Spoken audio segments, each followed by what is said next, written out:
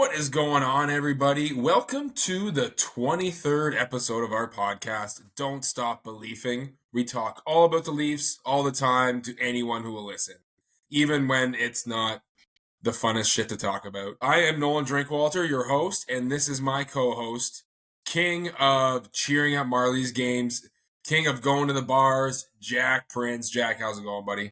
I'm good. I just have a message for everybody out there. Don't stop believing in this team. I am getting very close. I know it seems frustrating. We're all disappointed at this point, but I think it's a little premature.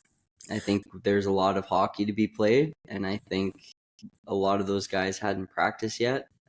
So we're still getting used to two new players. They haven't practiced very much with the team. Let everyone get settled. There's a lot of good hockey to be played. I'd rather have this lip happen now than at the end of the regular season with 4 games left going into the playoffs. Then I'd be pressing the panic button. Yeah, and there's one thing we don't want to be, it's premature. That's for sure. Yes, nobody likes premature things. No one, actually. Ever. Except maybe babies. Because that means they lived. You know? And like then a preemie baby? Yeah, and then they have amazing technology now that they can still make that baby live. They do. Still it's pretty not crazy ideal, what we though. can do these days. Yeah, and what the Leafs will be able to do in the future as well. Yeah. But yeah, so Jack, how was your week, buddy? It was good. My ankle's healing up. So yeah, no more Kane. That's cool to see. No more Kane. And I went to the physio today. They said I can play hockey again on Wednesday. And are you going to? Well, yeah, it's playoffs, Nolan. It's a second game of playoffs. You got to push through. So I got to push through for the team for, men's D-League hockey. Because this is what it's all about. This is the show. It's basically the show. Yeah. So if, the Leafs could channel my heart, we would be a winning team. Isn't that the truth? And we also, both of us went to the Marlies game this week. Mm-hmm. Or this weekend on Saturday. Afternoon game at the Scotiabank Arena. We were second row up. It was awesome to be at. Great atmosphere. Marlies won 3-1. Steve's got a goal. Jake Quellen got a goal. And who got the third? Don't know. Yeah, I forget that too. I feel like it was an empty netter. But it wasn't an empty netter. I don't know. They scored like near the end. Nylander was on the ice. Nice. It might have been Nylander. I don't know. It was like near the end, 3-minute mark they scored. And Jesse Puljujarvi got a goal. Yeah, throwback. Yeah. Edmonton legend. So that's a good game. I liked that. I thought the crowd was pretty awesome. And such a good crowd. Yeah. There's some kid there just chirping everybody. The goalie wasn't safe. He's like 3-4. I don't know why the goalie's number was 3-4, but maybe he likes Austin Matthews. He's like, or James Reimer. Oh, cool. Was that James Reimer in that? No, that's James Reimer's number. Oh, okay. Anyway, so he was like 3-4, nice save when he let in a goal, and then the saves after that, he's like, good one. This is like a young kid. And then some other guy was just like getting a stretch pass. He's like, cherry picker. And then you just like call out random people and just be like, you suck. And I'm like, that kid is going to be dangerous. Mm-hmm. I was actually a little scared of him to say anything to him. Yeah, I was like, I hope this guy doesn't just pick up. I don't want to be caught in that crossfire. Yeah, exactly. This kid wants all the smoke and I'm not ready for it. And I'm a fire. Wait, is that saying? Okay. But yeah, good game. But the Leafs game was way more disappointing than that game. Watching it later that night. Let me just like mention about the Marlies. So earlier this year, they had Minton, Gurbankin, a lot of good guys on the team. A lot of still good guys, but because Myers and even Benny wasn't playing, and who else got called up? Yeah, so all these guys have got called up now to the actual team. And so all these depth players that were on the third, fourth lines in these roles, they weren't as standout when they played. Yeah. They were like, oh, these are third and fourth line guys. You could tell they looked not great, and they just didn't have the confidence out there. And watching them, because we saw them at the start of the year, and now we're watching them in March, I was amazed at the development of our players. Some players that were on these third and fourth lines that looked really shaky at the start of the year played awesome last night. And I was like, wow, they are quite developing in that league still. They're still very young, 2021. And it shows that when you give them more ice time, more puck touches, like think of how hard it would be to get confidence during a game if you're playing 8 to 10 minutes on a fourth line. Well, that's what I was going to say. It's probably like, it's the confidence thing, right? And you're then gaining you double confidence. the ice time, like to 15 minutes, and they're just getting that many more puck touches, so their confidence built. Yeah. And because they're still young guys and developing a lot, they improved quite a bit. This is Jake Quellen's first season. Yeah. A great example. The guy was on the third line earlier this year, and now he's on like second or first line. And it's the GWG, game-winning goal. He played great. Blandisi played great. Solo. Yeah, again, he was one of like the weaker players that I saw way back in the fall, and now I was very impressed with his game. I think he was the one I think who tried to fight the guy at the fishbowl, right? Yeah, and a lot of grit to his game. I was very impressed with him. So hats off to the Marlies players that have been putting in the work and really improving over the year. Since you brought up Minton, I just wanted to say he got a natural hat trick last night with the Providence Bruins. Yeah, not didn't look. I didn't like that when I saw that. I'm like, oh no, here we go again. Great guy too. Yeah. I watched a video before he got traded. It was him on this outdoor rink with helping young kids play hockey, and just seemed like the nicest guy going around talking to the kids. He was mic'd up and the kids were talking to him. Oh, this is a really nice guy to have a part of your franchise. Yeah, you just know he's going to be the next Patrice Bergeron, let's be real. Oh God.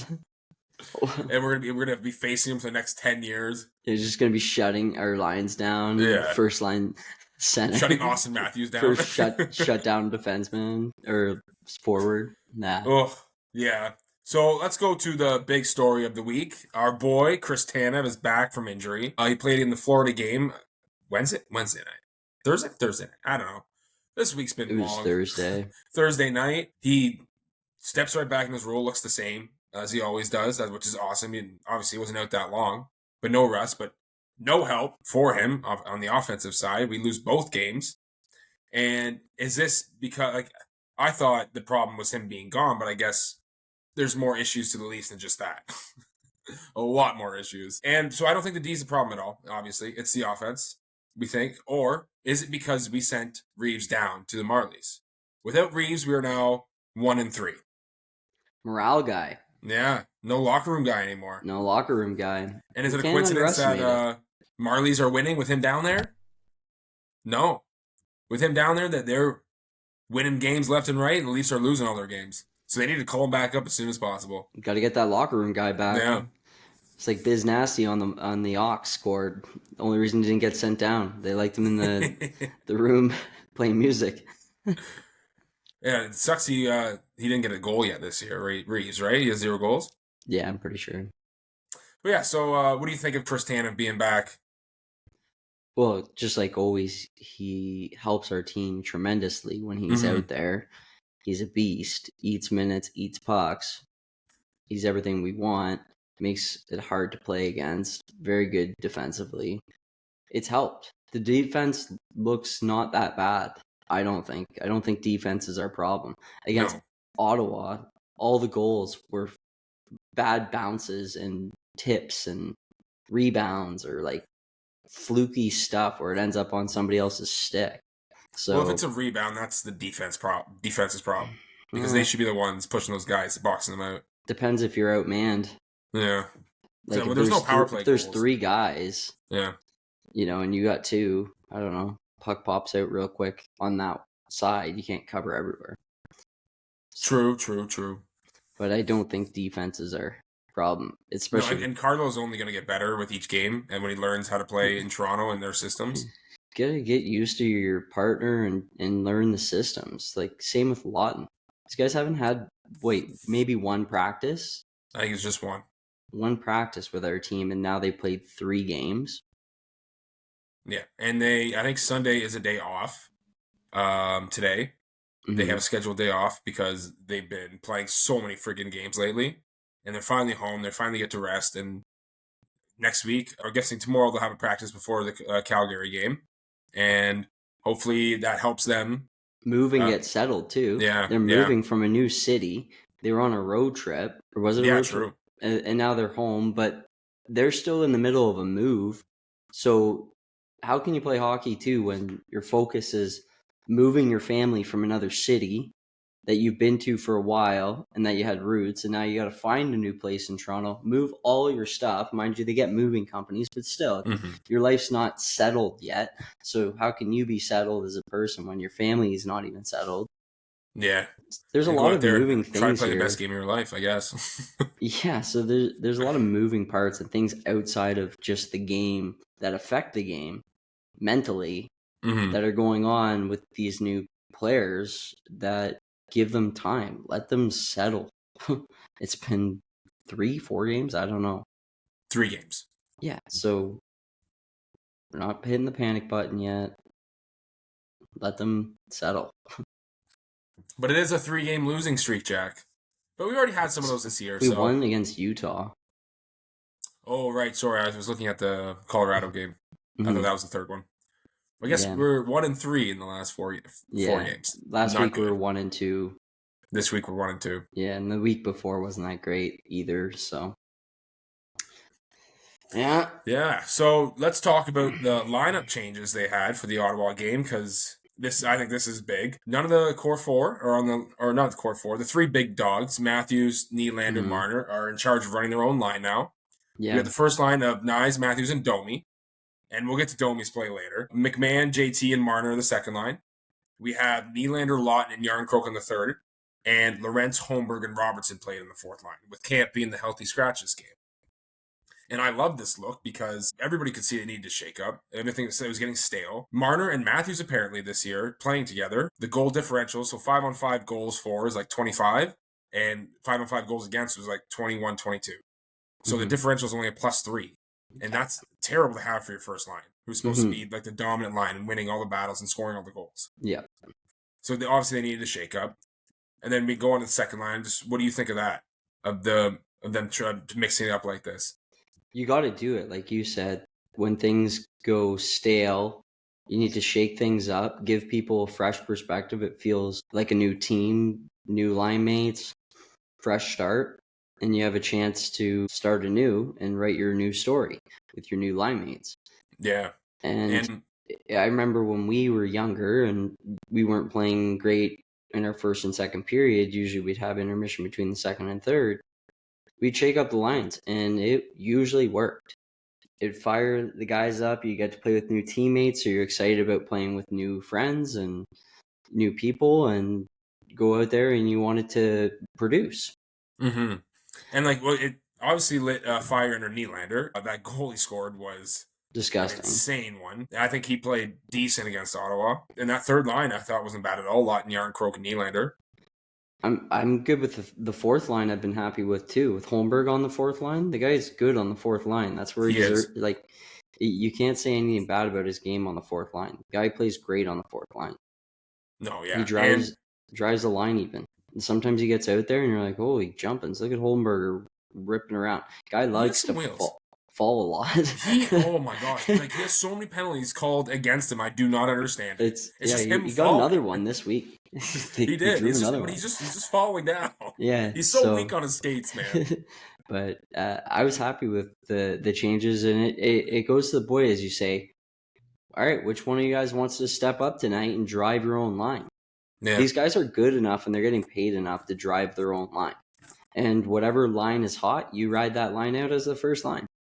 And I don't think McMahon, JT, and Marner, they seem pretty invisible. Yeah, that one was tough. But on paper, that line looks amazing. That line looks amazing. And, give them another game. Maybe that was just an off night for them. Yeah. And if this line was in NHL 24, The Oh, chemistry would be off the charts because you have the guy who drives the net, you got the shooter, and you got the passer. You got everything you need right there. isn't it NHL 25 now? Yeah, I only have 24. Yeah, that's exactly what you said. You got a role player that looks on paper that it should be effective because each player has a great role. Driver gets pucks out to Marner, I guess, and you got two shooters with JT and McMahon that Marner can feed. Yeah. Would you rather camp in instead of Holmberg, or are you liking Holmberg playing center on that fourth line? I don't care. You don't care what's on that fourth line? Honestly, I think Camp plays good in that role as fourth line center, and so does Holmberg. I actually would prefer Holmberg on the wing with Camp in center and Lorentz. Yeah, that's But the fair. thing is, it drops Robertson out. But I don't think Robertson should be on that line. Well, actually, what I think they should do, I was thinking about this. I would leave Robertson on the fourth line like that. And if there is a game where the first two lines aren't scoring, or the third, like they Make the need to get change. something going, throw him up into the first and second line. Mm. Let him play with them for a bit because he has the shot. Yeah. And you know he's going to try 110% when he's out there. Mm. So like a quick shake up in the middle of the game, like that's perfect for a guy like him to be thrown up there. He's a Swiss Army knife. Wasn't earlier this week it was Lorentz, Holmberg, and Camp together? Yeah, They were that was the great. Florida game. That they were great against Florida. And that's against Florida that has a lot of depth. They Yeah. played great. Oh, yeah, I thought so too. But I don't know. It just doesn't seem like they can get sustained pressure against a team like that in the zone. I think they're overcomplicating it and they need to go back to basics of just get pucks on net and go to the net. The cliches are cliches for a reason because they work. Yeah, exactly. I think they're trying to be maybe a little too fancy with it. They're cycling, but they're not producing anything off their cycles. So get pucks to the net, go to the net. It's Yeah. as simple as that. It will come. Things will come, but they have to work harder on the forecheck to produce these things as well, also to get sustained pressure. It seems like they're making just stupid passes instead of just getting a puck to the net or just cycling it back in deep. They're trying to make that one extra pass or force a pass, and a lot of these passes are getting intercepted and not giving us great looks coming back, odd man rushes and things like that. So again, simplify things, get pucks to net, go to the net. Like in the Utah game, not Marner's best week this week. Mm-hmm. We actually, a lot of people do like to shit on him. I don't think we've really shit on him that much because he's the star of the team this year. Last week he was our best player. Yeah, and the whole year he's been the best player. So give him you can't just turn your back on a guy. That's the problem with our there's Toronto a lot media. of Marner haters out there. It's just as soon as the guy has a bad game or is invisible, it's like pitchforks and torches. Yeah. Let's kill him. Let's trade him away. We should. Everybody comes out of the woodwork, not just for Marner, but like for the whole team. Yeah, be like break this whole team down, get rid of them. Why are they even here? After last night, especially, I thought there'd be a jersey on the ice or something like that. The team was getting booed and stuff like that. It's you realize literally last month they went 8-1. Yeah. This is the game. They could easily do that again. They could easily do that. You know, coming down the stretch again, they have the capability to that. They are a better team with these players. You got to let them settle in. Yeah. There's a little bit of turmoil because you have new players that haven't settled in, that don't know our systems. So yeah. But back to my point. So the Utah game, you're talking about bad passes. Marner had like 3. He did not have a good game, first of all. Mm-hmm. And he had like 3 or 4 drop passes he tried to do to literally no one, or he fanned on it. There were some chances the other way. I was like, holy. Yeah. And with those players, there is high risk, high reward sometimes. Like, look at Willie. Oh, yeah, I know. You know, one moment he's giving the puck away or doing something lazy, and the next thing you know, he's going E-to-E, scoring a game-winning goal in overtime. Yeah, so, you take the good with the bad. Or that goal in Ottawa, man. Yeah. But yeah, and then so Leafs again against Utah. They blow a lead, 3-0 lead this time. So bad. Yeah. They blew another lead against Florida. They were ahead 2-1. Yeah. And they blew a third lead against Ottawa. They were ahead 2-1 against them too. Yeah. So this trend is not going in the right direction. from beginning of the season to now? And like, what is their problem? Like, their defense was usually supposed to be the best part of their game. Is it because the goalies aren't bailing them out as much? Is it them not, or are they getting exposed defensively? Because I noticed in the Utah game, Utah and the Colorado game, what happens is those teams are all about speed and off the rush. Mm-hmm. And so it just seemed like they were getting exposed real Yeah. easily from that. Like Colorado, all their goals were off the rush, or except for the power play ones, but whatever. And Utah's was the exact same. Those 3 goals they scored in 4 minutes. Every single one was off the rush. So I don't know if it's the defenseman. I noticed the defensemen weren't gapping up properly at the blue line. So Utah was able to enter the zone very easily. And with that, we were able to get chances that shouldn't have been chances in the first place. And they were high danger chances. Mm-hmm. And when I noticed Toronto going the other way in the third period against Utah, Utah was right there at the blue line. Their gaps were perfect. And then Toronto wasn't able to get a chance at all in the third. Like, they only won because of the shootout. That's interesting that you mentioned the gaps. We're not necessarily the fastest defenseman. Oh, no, we have actually a pretty slow defense. Pretty slow defense unit because they're big bodies. Yeah. They're more defensive defensemen. So you face a speedier team, you're going to get probably exposed a little bit, and you have to give those gaps that respect because those guys have the potential to blow by you. It's an interesting thing. Again, you don't know if they just weren't skating that hard that game or That's back-to-back games, Colorado and Utah. Yeah, so I don't know. And then when it comes to Florida, I'm on the defensive thing right now because I'm really pissed at their defense. In the Florida game, they were exposed in a different way because Florida's all about dumping the puck, chasing it down, and beating the shit out of you in the corners. Yeah. And so if we're going to not have the fastest defenseman, if we're going to, what's the word I'm looking for? Not have much there, like, because we want to have the big defensemen. We want to have the guys that go in the corners, get hit, and get that puck out. But so if we're going to have the one zone that we don't have, we should be better in the other zone of having those big defensemen who can move that puck quickly or take that hit or be able to push Florida around the corners to get the puck out. And they weren't able to do that. Yeah, there's been a problem with our team at getting outlet passes to our wingers. So we're having trouble moving the puck out. And that could be a forward problem because they're not skating to make themselves available. They might just be sitting on the half wall looking for a deflection to dump it rather than moving their feet to get open. Yeah. And I haven't noticed them cutting down as low to support the defense, like coming and regrouping like we're supposed to. Like, but is that not more the center's job to support and everyone's job? Is it? Everyone's job. When we have a puck, everybody comes down and you leave as one unit. And I think there's been a lot of forwards just staying up and trying to get that stretch pass and cheating a little bit instead of everybody coming back, helping each other out, and moving the puck out as once. And the reason I say that is because I look at our defensemen and it always seems like they have to stretch pass. Every time they're just looking for a pass up to our forwards, there's such a big gap going on there that they have to stretch pass everything. And stretch passes in the NHL are very hard. Because the game's so fast. You get that puck, you have to either snap it so fast that the player has to just tip it, or it gets intercepted or the guy's on the guy by that time. Mm-hmm. And like the ones we've seen the last couple of weeks that have worked have been the most amazing passes I've seen in my life. Yeah.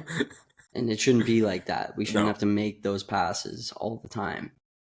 No, exactly. So it's just, I just don't like how the defense is defending our zone right now because it just seems they're getting beaten. And the way they are built, they're getting beaten that way, as in they're not doing what they're supposed to be doing. Like, I understand not having the speed because we're going to have the shortcomings there so we can be better in our zone and be able to fight those playoff teams out. Like, because we're building against Florida and Tampa. Those are the teams.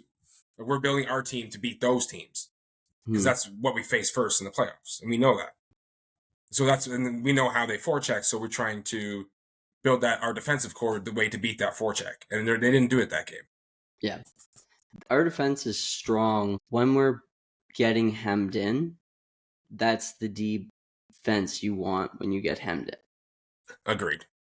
And off the rush, not as much.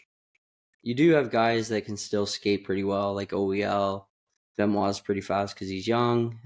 Morgan Riley's a great skater. He can keep up with it.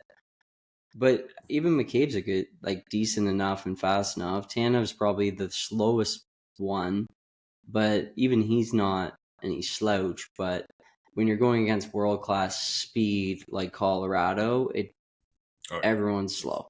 Yeah, true.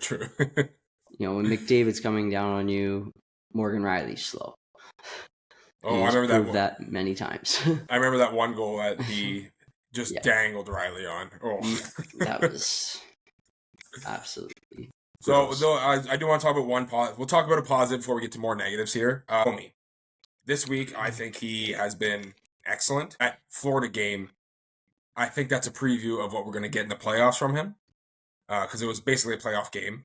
He comes out with a huge hit, and then right after drops the mitts with Gadjevich, I think, and just throws uppercut after uppercut after uppercut. And I think he was clearly the winner on that. It was Nate Schmidt. Oh, Schmidt? Oh, did he hit Gadjevich then? Yeah. Okay. All right. Yeah, beat the shit out of Nate Schmidt. Beat the Schmidt out of him. Oh, God. And then... You've been hanging around me all weekend, Oh, man. yeah, I know. Make sure Vicky listens to that one. She'll love it. And he fights him. I think he wins the fight. Gets everyone pumped up, I would think. And scores a beautiful goal that game as well. Yeah, to make it close. Yeah. Make it 3-2. Was that what it was? Yeah, it was 3-1 at the time. Made it 3-2. And then after that, the Leafs were buzzing a little bit because we were within one goal. And he was sent out 6-on-5 to try to help the offense there too. Berube knew he was the hot hand in that game and was playing him throughout it. And I thought he played amazing. And then rewarded him and put him on the first line. Yeah. And I think he played well in the Ottawa game as well. He was real shit disturber. On Matthews' goal, he's the one who crashed through. So maybe I want to see these lines for a bit. Leave Domi in the first line. And I think we're just seeing that's going to happen going forward and into the playoffs. Yeah, you hope he keeps up his consistency because that's always been the thing with him. Yeah. And the way he's been playing the last couple of games, big fan of him. Give him all his props. Is he your player of the week? He is not my player of the week. So I'll give him player of the week for everything you just said. So we'll move on from that. And then you want to just move into Benoit as the player of the week because that was my other one. Oh, yeah, he's my player of the week. Yeah, and you have to transition from Domi's great play to Benoit's great play because he's playing very similar style as Domi. Yes, another guy I think who is stepping it up, and he is a guy you want in the playoffs as well. A big-bodied hitter, fighter as well. The Superman punch boy. I know he lost that fight, but the picture of him jumping up at the Superman punch so hard. Yeah, it is amazing. I wish he won that fight. You put that up on your wall. That is so sweet. What do you mean? Oh, you put that on your ceiling, buddy. You look at it every night. Oh yeah. But he scored his first goal of the season. And the exact goal you think he would score. Yeah.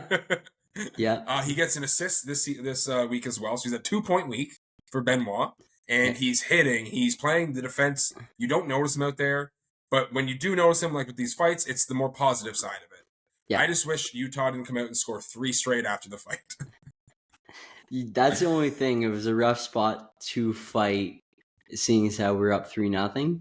But still is awesome. And he's proving that he doesn't want to give up a spot to Myers. So he's playing out of his mind. Mm-hmm. He's working hard, and you got to give it to him. Agreed. And what I've noticed, too, a lot more fighting from the Leafs these last couple weeks. Revo's what is that, gone. 3 fights? Yeah, Revo's gone. You got to... Still show them we're tough. Yeah. Did Lawton fight, too? Lawton fought against Ottawa, and I love seeing that, too. Yeah. I just read who he fought. Whatever, Ridley Gregg. He fought him, and again, I thought it was an even match. I thought it went long. It's nice to see that I think he was trying to show the team that he wants to be part of this team. Absolutely, that's exactly the message. And he'll fight for this team. Fight for the boys. Because he knew he wasn't contributing anything else in the last 3 games, so he goes out and fights. Yeah, that's something Domi would do. Like, these are the players we want on our team. That's something that in the playoffs all these years too, when you just see them laying an egg, That's a guy that's like, what? Like, if I'm not playing my A game, how can I contribute to this game in another way? Mm-hmm. And that's what always bothered me about Matthews and Marner and those guys is if they're not having their A game or they're not really working through it that game, go make an impact somewhere else. Go hit a guy. Matthews is a big body. Go Like lay thick, somebody out. too. Did you see him lay that guy out the other night because he didn't like the hit he got earlier from Sergachev?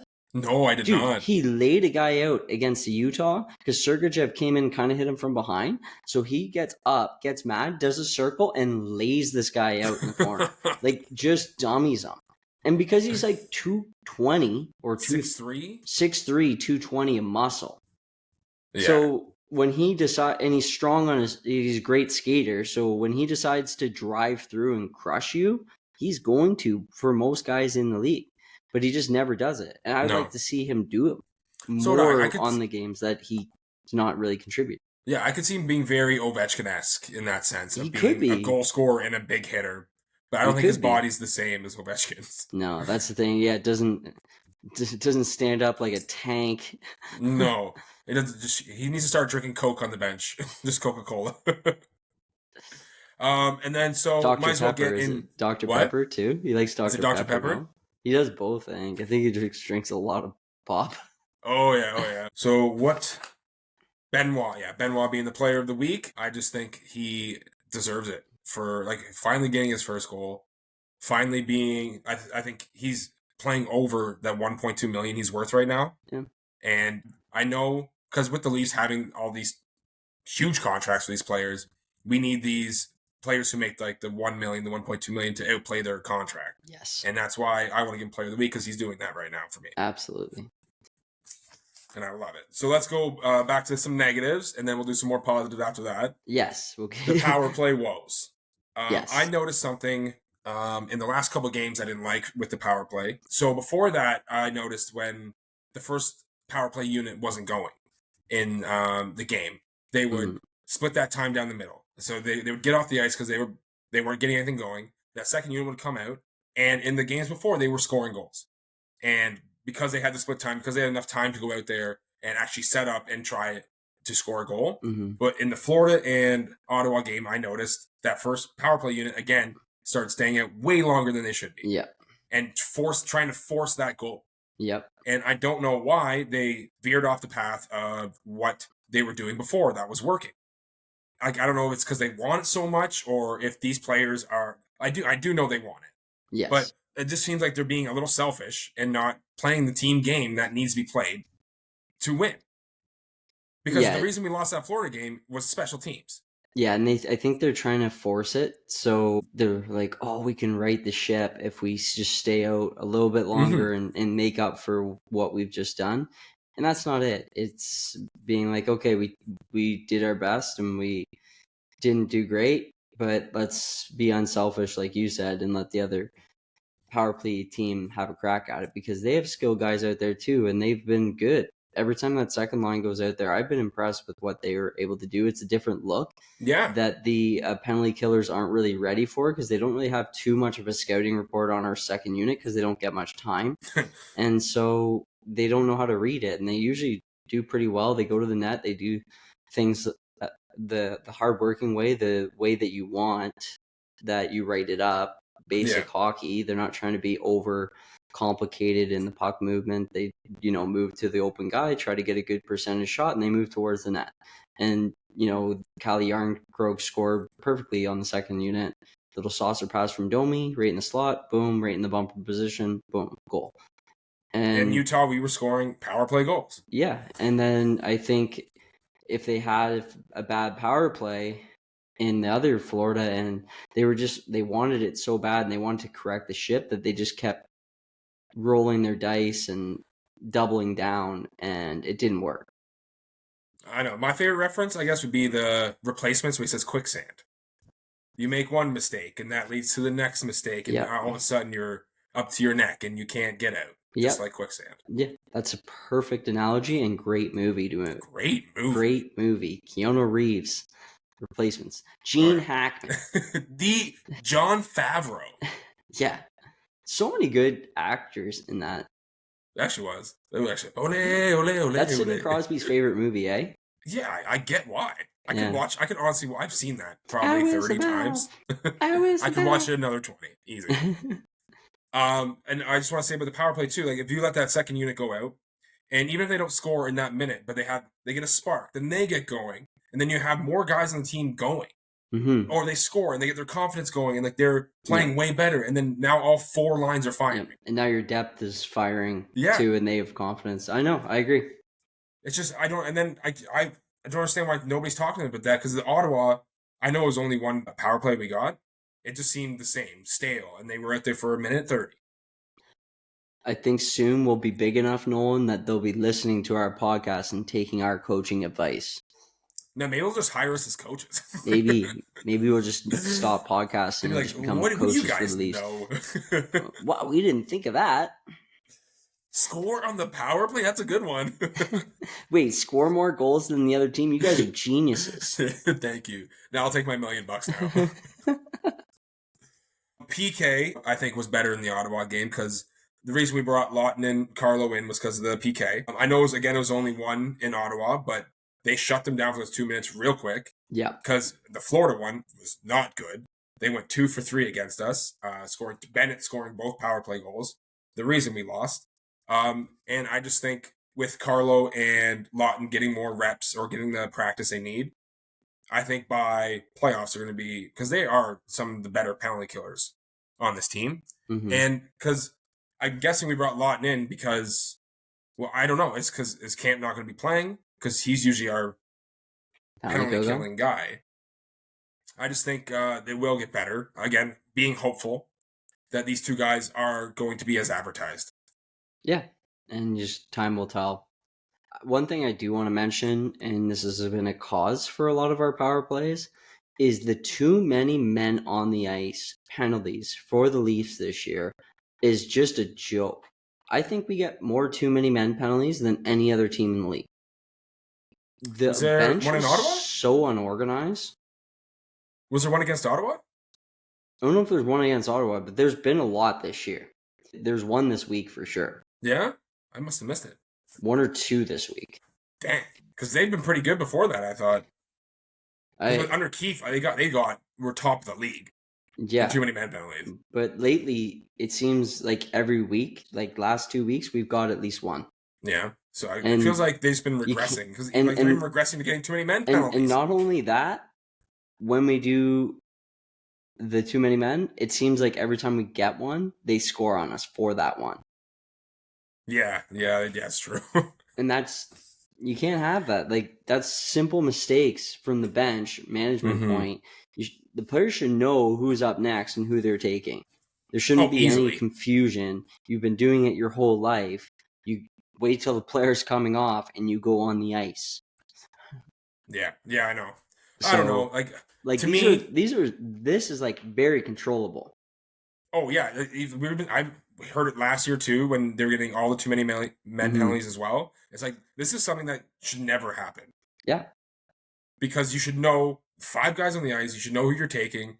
The bench should be controlling that. Like it's their fault if that happens. So I don't know. I think maybe they're just regressing right now into what they played like last year because even their defense is kind of like that. They're getting too many men penalties. And this should be the stretch where they're finding their game and going into the playoff game mentality for the rest of the season. So I don't know. Hopefully it turns around. But again, it's good it's happening now and not at the end of this season in the last 5 games. Yeah, true. Actually, so we were talking about the offense. I just want to give some stats. So the shots per game are down a bunch. The high danger chances are down. We are bottom 5 in the league in offensive zone time, so we can't have any sustained pressure in the zone. Yeah. I noticed this in the Florida game that they could never stay in the zone longer than like 10 seconds. But it's what I don't like is the style of offense that Brube runs is dump and chase. So what you need on a dump and chase style is being able to hound that puck down and sustain pressure and make cycle chances, and that's how you score the goals in a dump and chase offense mentality. So I don't understand. It doesn't add up to me because if they're not sustaining offensive pressure, they're not going to score goals. Yeah. So some things I've noticed. One, have you really seen somebody fly in there and beat the guy to the puck and make it hard for that first defenseman to make the play? No. I have So seen one, because I do McMahon, want to give McMahon his flowers. Yes, yeah, McMahon. that's it. And so I'm saying if you play that style, you need to have everybody flying in there 100 miles an hour and getting to that defenseman as fast as possible to put pressure on him. Because if he's able to make a first easy outlet pass, like get the puck, easy outlet, it's out. It's so easy to get it out. Yeah. But if you get to that puck as a 50-50 puck or even a 60-40 and force him to make a forced play, now we have a better chance. And we have to get not just one guy in there. You got to get two in there for support. One guy, because if there's just one guy, the one guy can just chip to his other guy, and then it's out. Yeah. So we need two guys flying in there with commitment in order to make something happen and get some sort of sustained pressure. And then again, once we have been able to get the puck and cycle it, we're not creating any opportunities off that cycle. They're letting us cycle to the outside, giving us the illusion that we're doing well, but we're not getting any pucks to the net. And we're trying to force passes, things like that. And when we do that, the puck gets intercepted and taken out of our zone. So again, sometimes off the cycle, off the wall, you saw it in the Marlies game. Sometimes they'll just throw the puck at the net from the hash marks on the sidewall. And the goalie, every single time, was not expecting it. And it almost went in. And if not, it created a rebound opportunity. So be less predictable, one, when you're shooting the puck. Like, shoot it from anywhere sometimes. Yeah. Shots that don't... You miss 100% of the shots you don't take. Wayne Gretzky. So Michael Scott. Yeah. / Michael Scott, reiterated. But, you just put pucks on net. You're giving yourself opportunity to get, like, you never know what will happen. It'll hit it off a guy's skate. Like, that's what happens in the playoffs. You get fluky goals. So you just kind of put it towards the net and you get chances. And it's funny how when your mindset is all of a sudden, oh, I just got to throw the puck on net. Doesn't matter where, just get shots. How many goals you start actually scoring. And it seems simple because you just start getting these tips and getting these fluke plays. And then all of a sudden it's like, oh, wow, this game's really easy.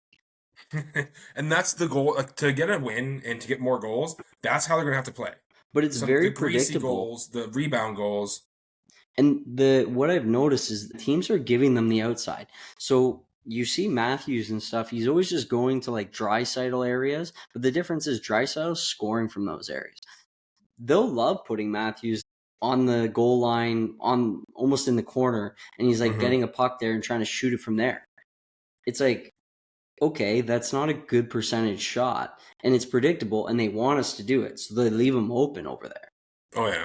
And so that's what they're doing too, especially on the power play and even in our zone 5-on-5. They're giving us shots from the outside that they're leaving a guy wide open because they're like, oh, we want the puck to go to that guy because it's obvious the puck is going to go to that guy. Yeah. And the goalie's like, all right, he's already over there. He's like leaving it over. That's how obvious it is that it's going to go to that guy for the shot. So again, be random with your shots. Look at Nate McKinnon in the Four Nations. Just randomly put it on net from the point. That was our first goal against the US. Through, yeah. Look at how many people went through, and it didn't look like he was set for a shot. He just wristed it from the blue line, which you don't think is going to go in. It just went pie everybody top corner. Benoit's goal this week, just wristed it towards the net from the point. We had people in front, and it just found a way in. We got to just go back to that. Yes, I agree. Because you're right, they're predictable right now. And another thing I noticed with the shooting on net and the rebounds like that, their puck retrievals are terrible too, off the rebounds. Yeah, like even going to the corner, like being the first one there to pass it back and get another chance. But like in the Marlies games, they were great at that. And they got to move their feet, and you got to work hard for that. Yeah, and it just doesn't seem they're working as hard as they could. I guess that's probably the biggest thing. Yeah. One thing I did want to say with the power play, you brought up the power play again. One thing I did want to say, I forgot to say, was I noticed that as soon as there's an aggressive penalty kill against them, like there's like tons of pressure, they crack real quick, and then they can't get anything set up, and they can't do anything. Like they don't play the power play with enough urgency, I don't think. No, and not enough quick plays. No, and be aggressive. So the best way when there's an aggressive power play is let the guy come to you and make a move and beat him. Because if he's coming at you fast, that means you can put a move on him and beat him. Especially with the guys we have, Nylander, Marner, and Matthews all have the potential. Even JT has the potential to walk a guy that's coming at them fast. If all they have to do is create some speed going into that guy, and he's coming at them, and then you just dance around him. Yeah. So we have the potential for that. Or what you can do with an aggressive is just keep working around the outside, like really just expand it. Let them tire themselves out because you have 5 guys. So just keep running around the outside for like 20 seconds. Let them chase you, and then they'll screw off because they're tired. Agreed. Yeah. And it's just being patient and being smart about it. And that's how Florida beat us, like on the power plays. They just were aggressive. And one thing I used to like about Matthews, back when he used to score goals on the power play, I can't remember the last time the guy scored a goal from that spot. I know. Is he used to cut.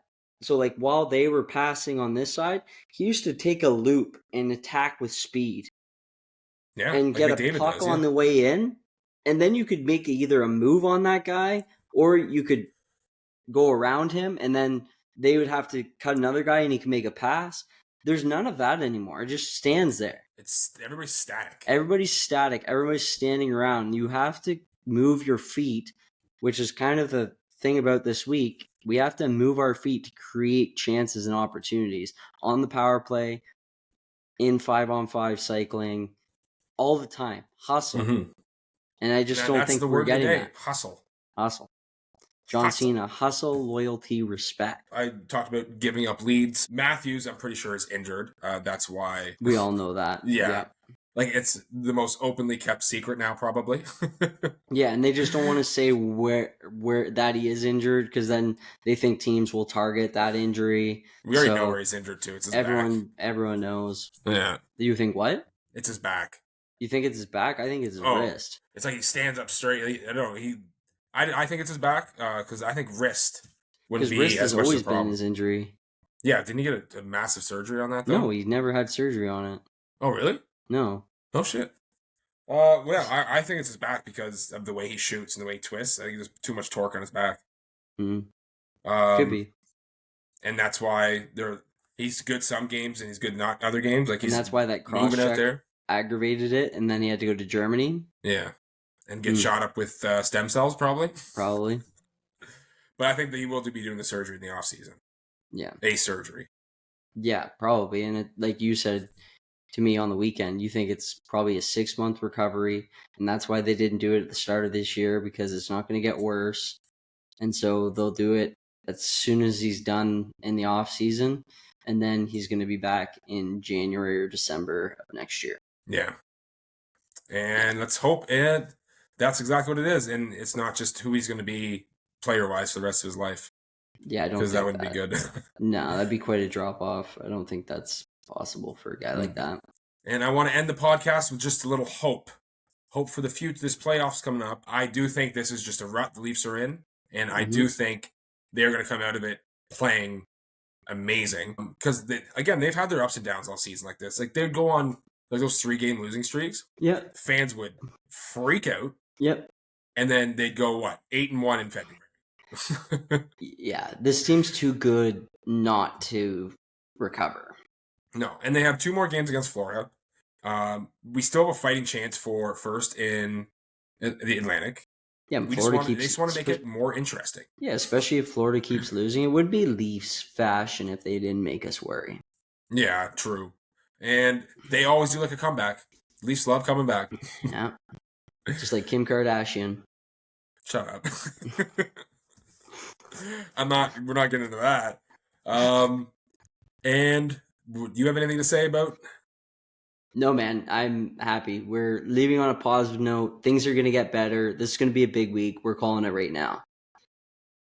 Agreed. Be like on Blue Mountain State. I'm calling this out. $1,000 on this. I'm gonna have 5 in the air. I'm gonna run in and I'm gonna beatbox the national anthem. That guy's great show. Great on Randall. So if you listen this long, thank you for listening to us. And for the week ahead, have hope for our Leafs and Yeah. play hard and have fun. Don't stop believing. Play Wow, hard, you have messed fun. that up. Yeah. Play hard, have fun.